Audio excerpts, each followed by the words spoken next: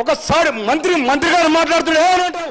అదేనండి మర్యాద లేదే. మంత్రి గారు మాట్లాడుతుడు మీరేం మాట్లాడరు? మంత్రి గారు మాట్లాడుతుడు మీరేం మాట్లాడరు? ఏ అంటావు? అదేనండి సభ మర్యాద. ఇక్కడ శామ్యూల్ గారు, అందుకోసం అధ్యక్ష మీకు ఇవాళ గోల్కొండ కోట కింద ఒక పాట రాసిండ్రు.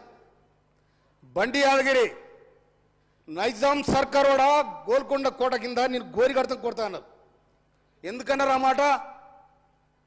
దొరల జాగీర్దారులు దేశముఖులు పేదలపైన చేసిన దాడికి రజాకారులకు వంతబలికి ఇవాళ సర్వనాశనం చేశారు పేదరికాన్ని.